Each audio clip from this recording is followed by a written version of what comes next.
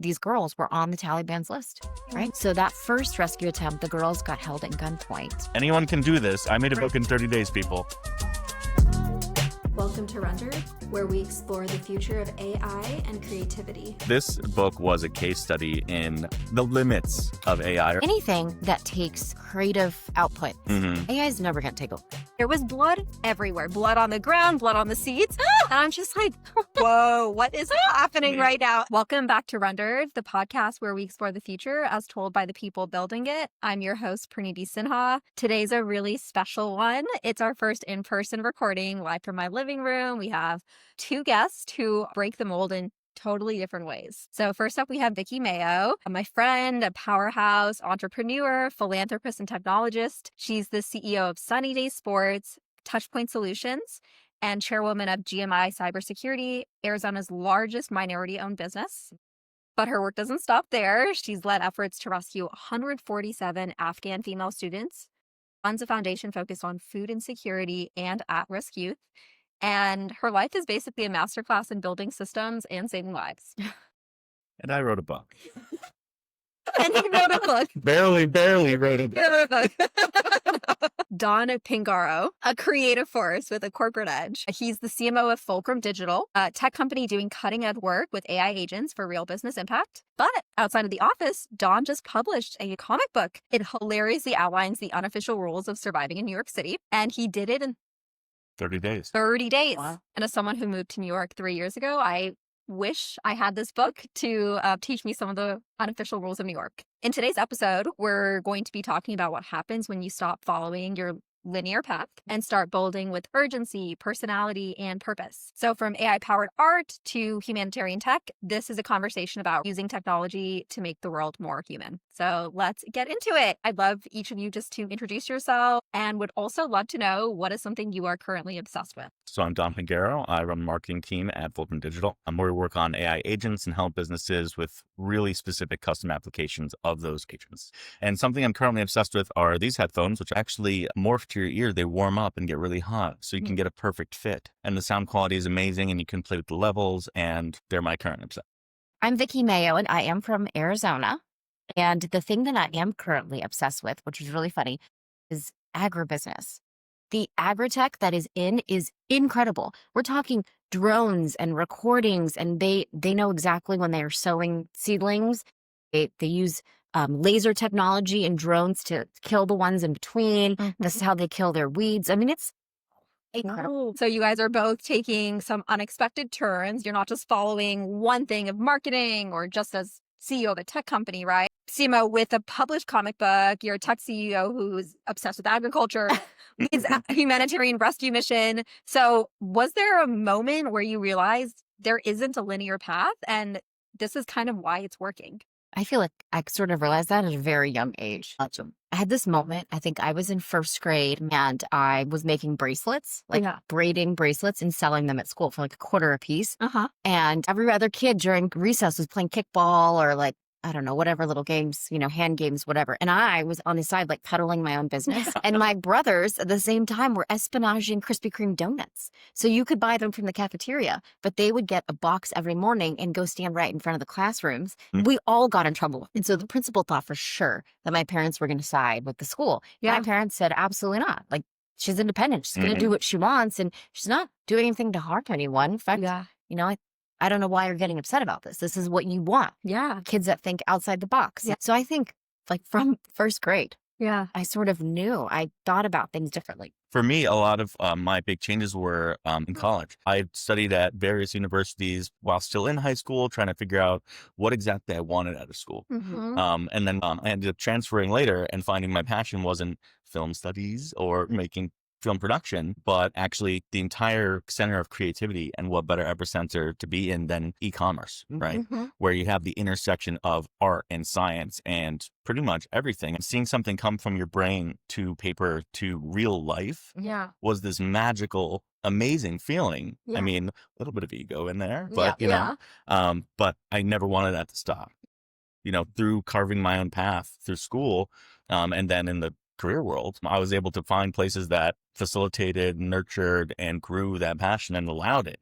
to exist, right? Rather than a lot of places that unfortunately kind of stifle creativity. Definitely. And I actually kind of want to talk about this because both of you guys mentioned school. A common question I'm starting to hear more often are parents who are trying to figure out, with the rise of AI taking over a lot of the idea of a lot of jobs, Right. how do you navigate this for your children? Like, what should they be studying? Now it's not as safe for that to go into STEM, right? So have you guys I know maybe no kids yet, but it's something that you guys have thought about. Any ideas on that?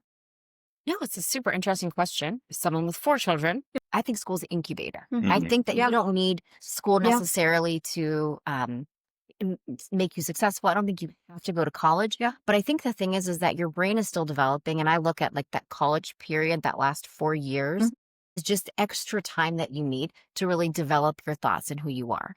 I've always been a big believer in a solid liberal arts education because it encourages you to think. Yeah. And you think about like, Yeah. what is the purposes of AI Yeah. and things like that. But I believe that the piece that will never be replaced Mhm. is human creativity and Okay. that out of the box thinking. So if you give your kids a good liberal arts education Mhm. where they really hone in on, that Socratic method, that really thinking, not just rote memorization, Mhm. then I think you're setting them up for success in a AI powered world, which is where we're going. One thing I think of is, I'm not saying I think of our interns as my children. They're all in school, or one of them's in trade school in automotive, working with his hands, Mhm. knows everything about cars. And, cars growing up weren't all digital. Yeah. And now they are. So he has kind of a combination of the physical handyman, mechanic style work Yeah. with his knowledge of computing. Yes. Yeah. Right. And Which is that, amazing. in my mind, I'm like, damn, everyone should be That's doing the this. edge. Like sending Yeah. your kid to trade school for Yeah. cars, right? Or any Yeah. kind of engineering. Yeah. Because that, I feel like, is the safest blend. Yeah. Right. That way he still has like insane knowledge of AI and computing, Yeah. but he's, constantly in the garage getting, Yeah. covered in oil and goo. And That's a total trend we've been seeing. So in Arizona, there's a campus called EVIT, East Valley Institute of Technology. And your last 2 years of high school are actually trade school, I but love in that. areas of technology. So Beautiful. you graduate with That some is. sort of, if you didn't have that extra 4 years to incubate Yep. in a college type setting or even junior college, you're immediately able to take care of yourself, make really great money. And because they're infusing in the layers of technology, Mhm. they're also future proofing. Yeah. Exactly. Yeah, I think that makes a lot of sense. And I studied computer science in school, and I look at some of my assignments, and now Cursor can literally Mhm. solve my assignment that I Right. spent hours and days like debugging. And it really has me thinking, I don't know what the updated curriculum looks like in Mhm. computer science anymore, but I do hope they are giving students AI as tools Yeah. and teaching maybe something more on the liberal arts side, maybe a little bit more with like using your hands, because like I think it's the intersection of the two that's really going to have job security and value. And right now you have that as a double-edged sword, right? A lot of my interns have been using ChatGPT Yeah. through school for projects. I mean, Yeah. most of my finals in creative arts were essays. Yeah. I mean, forget about it. No. I mean, I could have spared a few all-nighters that gave me some of this gray hair, Yeah. Right. but I had a lot of retention Yeah. from what I did, what I wrote, what I learned. And I feel like that is the other side of that coin. Yeah. Because that's 100%. missing now. All right, so now that we're on the AI front, one thing I've noticed as a product manager in AI is often treated like the answer, right? So before even people are asking the right questions, there's so much buzz around AI that it feels like we're just trying to push AI into a solution Mhm. instead of solving for a real problem. So for both of you guys, very closely working with AI, both in terms of Fulcrum, but also your book, and then touchpoint solutions and other things. How do you decide where AI actually belongs and where it doesn't right now? Vicki, you're building in high stakes space, right? Security, wellness, Right. social impact. Yeah, it's interesting across those different areas. I will say, so in our IT cybersecurity firm, GMI, we get asked by clients all the time, like, okay, what's AI? How do we use it? And they're very anxious to just, again, put AI in. Yep. And, we always say, okay, let's dip a toe in the water. Like, have you really implemented Copilot, Mhm. because that's super helpful. But oftentimes, the house, the foundation isn't quite ready yet. So when you're deploying something like Copilot into like an enterprise level environment, Yep. you're allowing it to crawl all of your internal servers and find things. But if the foundation wasn't set up, you don't have documents in the right place, you're not tagged the right way, you have multiple versions of the same thing, but they're the old non-used versions. Yep. Copilot can come back with some really wrong answers. Yep. And so, we actually do like an entire AI preparation that we do whenever any of our IT cyber clients come to us saying we want AI. Yeah. So I think having the proper foundation is super important, but I think most importantly is what's the outcome. Mm-hmm. So when Touchpoint Solution, we have wearable devices that take away stress in 30 seconds. So we knew we have patented this technology that uses bilateral haptic stimulation. So little vibrations on either side of your body. And we thought about it, and this was actually a long time ago in 2018. Yeah. We said, well, wouldn't it be great if we could leverage AI? And we knew the outcome we wanted. We want to leverage AI to be able to detect and treat people's stress response. Yeah. It's very analytic focused. The mechanics of how you use AI to do it were actually irrelevant. It was, what is the outcome I want?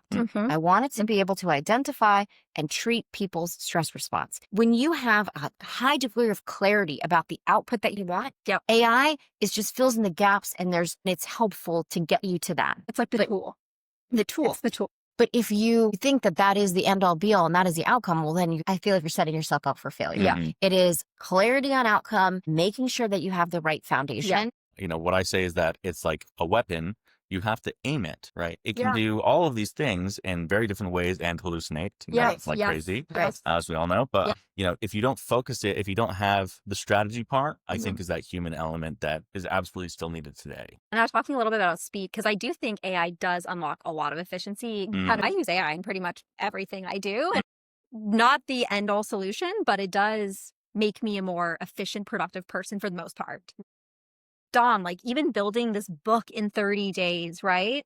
Does AI help you move with speed, or can it sometimes actually do the opposite, where it adds noise, it slows things down, and it almost like complicates some of the decision making? So this book was a case study in the limits of AI, or at least the AIs that I was using. The biggest challenge was, I wrote every single page, and I wanted to look like the New Yorker, right? With just, a couple lines and a picture, right? A comic, every single page. Yeah. And I probably wrote all the content within a week. When it came to pictures, that was the rest of the month. It can't draw people going down escalators. It can't do trains very well. And every other generation, it's cutting off an important facial feature, or hands or fingers, or 15 fingers instead of 5, So there's a lot of work needed in the creative space. But if I tried to draw every single one of these, it would have taken me a day for a picture. So it still was more efficient in the end. Yeah. And there is a lot of fear right now that AI could and will replace creativity and intuition, and even in some cases like human connection. Right. But it sounds like even today, with the speed of how quickly it's improving, you're still running into issues. So, is there anything right now that you think AI can't do? Well, there's a lot of things AI can't do. Yeah. I mean, what AI can do, I think, is anything that's rinse and repeat. Like, I think it's nailed that. And I feel like it would be naive of us to think that people that are doing rinse and repeat type stuff, like analyzing a data set, that's going to go away because it's just too easy to drop in. Those are insights that honestly AI can see better than anything else. Yeah. So anything that takes creative output, viewing things in a different way, anything that involves relationships, AI is never going to take over. Okay. Yeah. Okay, I want to pivot away from AI for 1 second. And Vicki, we met 2 years ago, and I remember you telling me quite a few things that blew my mind. Wanting to talk about a moment that really defines, I think, your leadership, and it's when the Mayo Family Foundation rescued, was it 147 Afghan female students in 147 hours? Yeah. Can you walk us through this experience? What was it like? How were you able to mobilize across borders and governments and systems so quickly? Right. Well, this is truly the power of network. So these girls were all in Afghanistan. They're all from a minority sect. The majority of them are Hazara, although there were a few others that were other minority groups, and they were educated. So these women had all had some level or a lot of college. And so as the United States was pulling out of Afghanistan just 4 years ago, this was, these girls were on the Taliban's list, right? Why? I don't want them here. They're educated. They're going to be the ones that have the voice to speak out. Because education is the change maker, right? And so these girls were all on this list, and we got a phone call from a friend of ours who alerted us about this. And she said, "Is there anything you guys can do?" Now, we've always been international in nature and global in nature, but we didn't have any connections in Afghanistan. Yeah. So my husband and I were like, there's nothing that we can do. Yeah. And a few hours later, we were sitting there, kicking him and can't go sleep. And I said, okay, he's like, we're going to do this. I'm like, yeah, we're going to do this. So we immediately get up and we tap into every network we have. So whether it's our other friends who have international businesses, a very heavily leveraged YPL, Young Presidents Organization.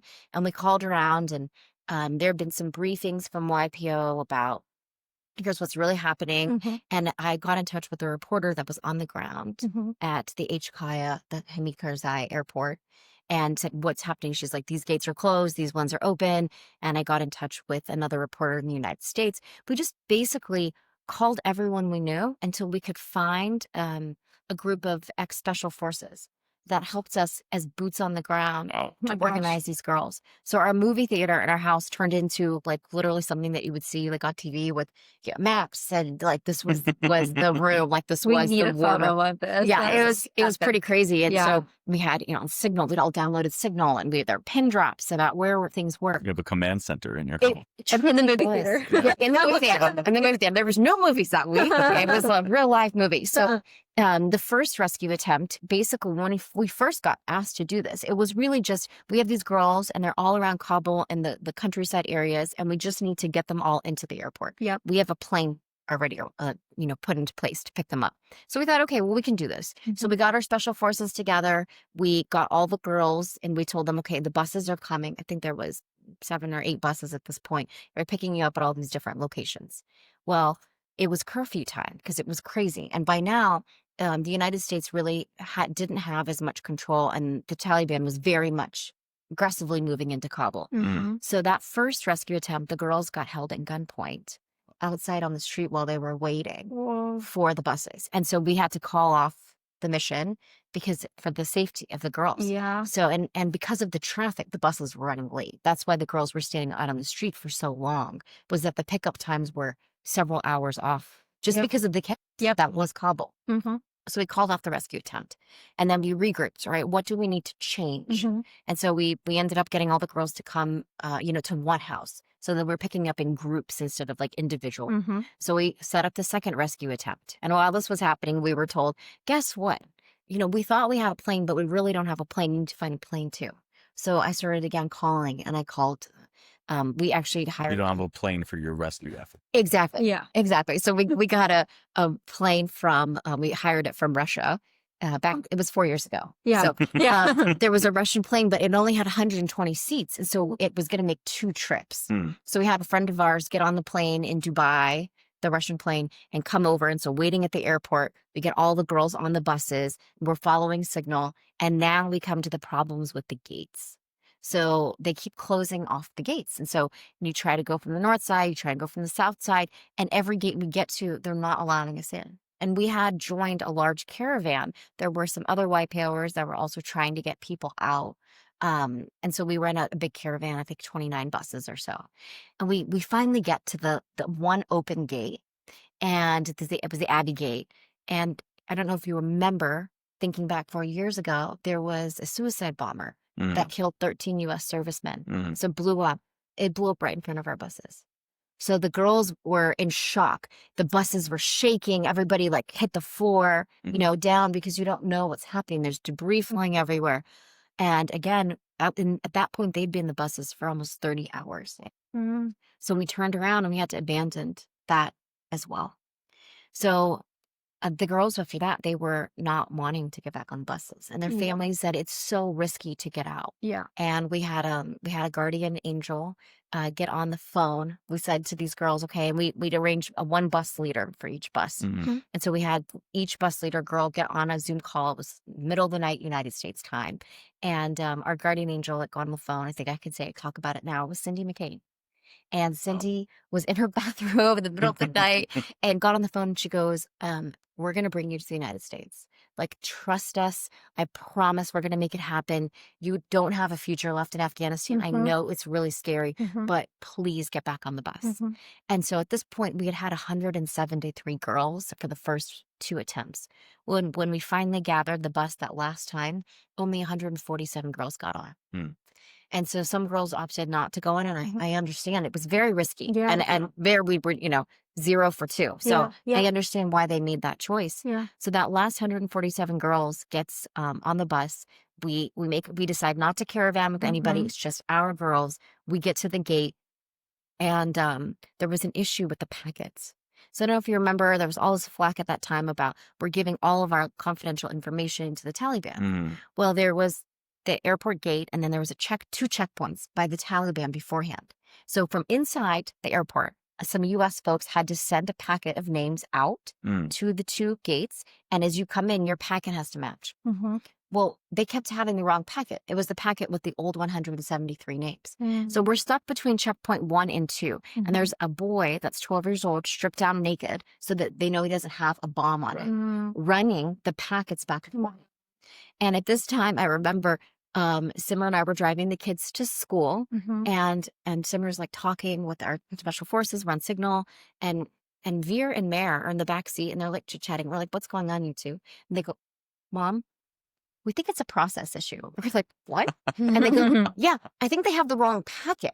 Like, do they ask them to go all the way to the airport and grab the right packet and bring it all the way through? They've mixed up the packets along the way. There's an issue in the process of how the packets are moving. It was like, oh, that time it took, 10 and a 12-year-old to like figure this out. But they really did. That was the U.S. really... military. Yeah, right? And I was like, where are you guys? So that was really what it was. And so we ended up communicating with the Taliban, got the right packets through.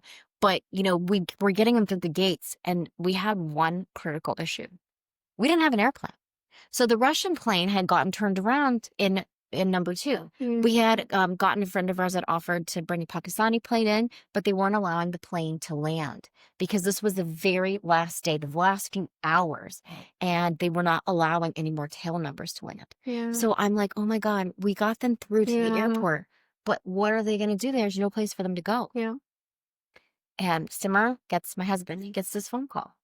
And there's a voice on the other line that says, I know what you did. I know what's going on. Get those girls through the gate, and I have a plane waiting for you, and I will not take off until I get all 173 souls on board. Oh my God. Yeah. And he didn't know at that point there was only 147. But I mean, literally, Simmer and got that phone call and looked at me and tears, like, this is really happening. We're really going to get these girls out. So we ended up getting them through the airport, and they're taking pictures and showing us. I mean, they're like, we're going to America. They have nothing. They have the clothes on their back and themselves and like hard work, sheer determination and will and hope. That's it. They got on that plane. And now I'm so happy to tell you guys 3 years later, almost 4 years later, the girls are all doing amazing. A bunch of them just graduated from school. A few of them have gotten married. We have a couple of babies. They're here, and they're doing so much more than just surviving. They are thriving. That's incredible. That is incredible. That is such a beautiful story about persistence and connection and systems and humanity and just they're awesome. It's a blessing. So I have four kids, right? And then have another 147 daughters. Wonderful. We're going to shift gears into one of my favorite parts of the show. It's called Rendered Exchange. This is where we showcase and feature a piece of creative work that plays with the future, technology, and the human experience, and get our guest take on it. Dawn recently published a comic book called The Rules of New York City, and it's incredible. It's hilarious. It's weirdly accurate, and it's all about the unspoken rules of living in the city. From, subway etiquette to the quiet rage of walking behind a slow tourist. But what makes it even more interesting is that the entire thing was illustrated using AI, and Dawn went from concept to full publication in just 30 days. So let's dive into that. Can you set the scene for us? What sparked the idea? Sure. I've been a writer pretty much my whole life, writing short stories. I've done a lot of short form horror, and I've always wanted to write a book. Turns out it's really, really hard to write a book. So, for a couple of years, I've been kind of mulling through my head ideas of like, is the MVP book, right? Minimum viable product, fastest to market, turnaround. So I'd written down probably like 25 rules just from my everyday adventures around Manhattan. And you notice all these little things, right? Don't wear your backpack on the train, right? Like, a backpack doesn't get a seat on the bus, and when you see other people doing that, there's that quiet rage. And I started thinking, I've never tried to put these together. Wow, that's it. Right. That's the idea, is put all these things together, right? Crowdsource, I have friends and family all over the city. And I said, all right, everybody give me a few rules. Okay, let's see. What's the format, right? Do what the New Yorker does. It's a simple line or two and a comic. So with that kind of format, I wrote out all the rules. And then came the challenge of drawing every image. And I immediately thought, okay, that's where I throw AI into the creative process. Because I know what I want them to look like. Now I just have to get the AI to do it. And that was really the challenging part. And this is why creatives still have a chance in the world today, is because it took, thousands of attempts to get, the first 100 graphics, AI drawings. I wrote the whole book probably in less than 10 days. I'd like to say I made this to make people safer, which little part of me, that's true in part. But the larger part is that etiquette is kind of gone, social etiquette, right? And as we moved into this kind of society, AI aside, that kind of emotional intelligence. Yeah, and awareness. Self-awareness is a rule. It's a rule. Be self-aware. Yeah. Shocking, right? Yeah. But it was a lot of fun to write, and it gets more and more deranged as you go through. Yeah. No, I was reading this book last week, and I was actually laughing out loud because it is so relatable. And one of them especially stood out, and I was telling you this earlier. When I first moved to New York, I didn't know the rule about the empty subway cart. It was rush hour time. Every cart was full, and I see this beautiful empty cart. I get in. I kid you not. It looked like a murder scene. There was blood everywhere. Blood on the ground, blood on the seats. And I'm just like, whoa, what is happening right now? And I'm not going to be a crazy person walking through the doors of the subway. So I'm just like standing over here trying not to get blood on me until the next stop. Right. But I wish I had known that. I wouldn't have had that traumatic experience in New York. If it's empty, there's a reason, like a stabbing or some kind of attack, right? Or you're in danger. Such a cool idea. What was it like trying to use AI to nail the tone, the facial expressions, accuracy, absurdity? Like, what was the prompting process like? I started with the text, and I had said, here are, the first 25 rules I've written. In this kind of voice, can you write, 10 more rules that everyone should know about how to behave in the city, or in New York City specifically? And it very quickly, ChatGPT got very snide and was spitting out rules that it was crowdsourcing from, I don't even know where. Reddit probably. And then it's asking, should I make it snarkier, or should I make it angrier, more deranged? And, I had fun kind of trying to keep that balance, because I don't think you get it until the fourth or fifth rule that it's like, oh, this isn't just a tourist guide to New York City. It's a New Yorker and New Yorkers collectively telling you, shape up with that kind of New York attitude. Yeah. It's super fun. I had a great time writing it. Yeah. And, more to come. Like I said, I want to start doing other cities. Luckily, there's online publisher. I signed up, got global approval in a couple days. Now it's in Barnes & Noble, Ingram, and Amazon. That's incredible. An online publisher publishes fame? It's called Lulu.com. It's awesome. So anyone can do this. I made a book in 30 days, people, and it was on Amazon by like the second month. Well, I want to do it for my girls, the 147, where I want, the foundation wants to release this book and all the proceeds to go back to them. Their story alone is the most compelling thing I've heard in my life. I couldn't believe that it was possible. I did go for the MVP-ist model, right? But now just seeing where AI has come from the time that I put this together in May, maybe. And now I know I could do it half as fast. I mean, in half the time. And I'm curious, how much did it cost end to end? So end to end, I mean, printing one book is cost $14 out of my pocket. Yep. I sell it for $29.99. Yep. And I give a code for $5 off. This pops out. Like, I feel like if you're a tourist or you're someone, you're trying to get a fun gift for someone, you see this, it pops. What model did you use? Right. So I used Gemini for the images. And you mentioned with Gemini, like there were some images where it just really struggled, right? Like it wasn't just you wrote a prompt and Dan, you got the image, right? There's chapters on, sidewalks, elevators, escalators, and trains, modes of transportation. But for whatever reason, Gemini outright cannot show someone going down an escalator, or at least it can't do it when you're asking it for a white background and pencil-like drawings, cartoonish drawings. And it also can't, anytime I had something happening within a train car, it would show through the windows of the train car, not like a dark tunnel or nothing, God forbid, doing less work. It would always show another train car like attached to it with people standing in every single window. Yeah. Not a platform or anything. Yep. And sometimes even in that train car, you could see the window on the other side of that train car and there'd be more people behind it just standing in the window. Some other things it has trouble with, AI image generators typically have trouble with number of digits, right? Or toes, or too many eyes or teeth or something. But I was getting removal of limbs with Gemini. Oh my God. So there'd be, and I'd have to look for it. And actually, you can see something similar, but some of the images I generated, you would just have people's arms would just be missing. Or there'd be a woman standing there in a skirt and you'd notice she has one leg. Like she's flamingo. It has trouble with some objects, right? Like a car with 3 wheels or a wheel that's sideways. So every image in this book, that's what took the most time. Still so much faster than sketching it out yourself. Yeah. Or doing And I can't draw half that stuff. Yeah. That's incredible. So, Vicki, if you and Dawn were to collab, make a Rules of Arizona, what's a rule that definitely would make the book? Let me ask ChatGPT. Actually, let me think. Some very Arizona rules would be don't touch the cacti. Okay.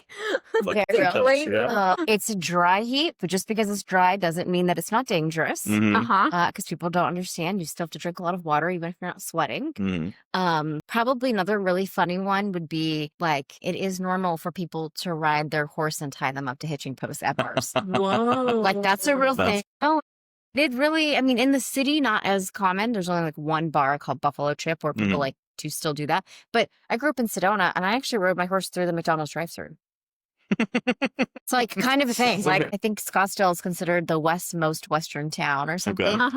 We're very cosmopolitan. A lot of businesses have moved out of, California. We have very large enterprise. We're not backwards by any means, but we definitely have an Arizona flair. So, Dawn, where can we buy your book? What's coming next? So the book's available on my website, lifeskilltree.com, where I also sell some completely blank books that I market as journals. Okay. For like family memories. But it's also on Amazon, Ingram, and in Barnes & Noble online. Lucky fans can get 5% off with the code NYOFF5. So brilliant. Okay. Sounds like other books are in the works, so expect that to come too. Is the goal to become a full-time author? I would love that. Yeah. And if for nothing else, the AI books can fund me actually writing narrative fiction, which is, I don't know if it's as much fun anymore, actually, after doing this. But I would absolutely love to, and to do some film work and screenwriting, which has been a passion of mine for years. For Fulcrum, we have our annual event called the Tech Exchange. This year, the theme is emerging tech and AI agents. And we're very excited to have you speaking at the event. Very, very excited. This will be my 3rd one, and every year it gets better and better. For our final segment, Would You Ship? I'm going to pitch you a futuristic product idea in the wearable space. But before we get to that, I would love for you to tell us more about these devices. Absolutely. Well, what you've got here and what I had you do a demo with earlier. So company's name's Touchpoint Solution. And what they do is they stop your stress response in 30 seconds. So you have a 70% reduction in the stress really, really quickly. So what that means is you have panic attacks, you're feeling anxious, you're nervous about something, can't go to sleep at night. We can turn all of that off. That's your fight or flight response that basically kicks in. What I'm super excited about is Touchpoints are available on the market, but our AI-powered version, which is called Thodian. Okay. So Thodian uses any type of a smartwatch. Right now, our main integration is with Apple. So using your Apple Watch, we detect your biometric. And then when you're feeling stressed out, we're learning. We're using our AI to identify. And we'll ask you for the first few weeks, are you feeling stressed out? Yes or no? And then we'll actually give you a dose of our blast technology, which is that bilateral stimulation. And we will take your stress away instantaneously. And we learn, so we're keeping you in perfect homeostasis. That is incredible. I would love to try these at the upcoming talk because yes, you get nervous before you're speaking and then I'm just meditating beforehand. But if I could just Oh, yeah. Just Use get these. tuck them in your tank top straps. Nobody will even know you have them on. Such a cool idea. Yeah. Such a great idea. So I guess this kind of is very related to this product pitch that I want to share with you. So I'm ready. I'm calling it Shared State. Okay. So it's an advanced wearable, Mhm. neural linked, AI driven, that allows two people not just to detect each other's emotions, but actually feel Feel them. them. When synced, if one person, let's say, is overwhelmed or happy or static or heartbroken or anxious, the other person experiences a calibrated version of that emotional state in real time. And the goal would really be like radical empathy. So no more guessing how someone feels, right? You can actually feel and experience it with them. Right. And it could be explored for sort of these high trust relationships, trauma therapy, dating, conflict resolution. But on the other hand, right, it raises big questions about consent and autonomy and emotional overload. I would like to know, would you ship it? Or do you think there are some parts of the human experience that are sort of meant to stay unshared? It's a really good question. Can I ask you some questions or some modifications about your Yes, product? let's hear it. So you were saying you're feeling like earlier today you had a little stressful situation. Yeah. So if I had this on, I would feel your stressful situation. Yes. What about if I was feeling happy, could I feel your situation or not even feel it, just be like, I know how you're feeling. Let me give you my feelings and I'm feeling happy. Yes, I think that would be like, I think the ability to exchange emotions is really what's happening here.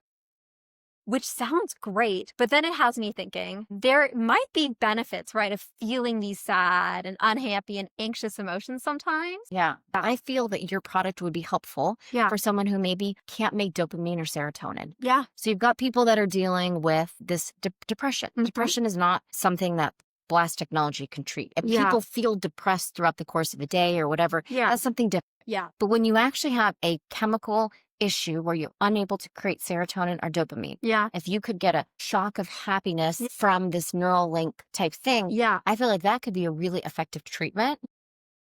Yeah. Instead of having to use other means, medication, something like Right. this. And those things too, they're really the creation of being able to make it again and get it. Your body can recreate something once it feels it. But I feel like using it more on the positive side than like the negative. Yeah.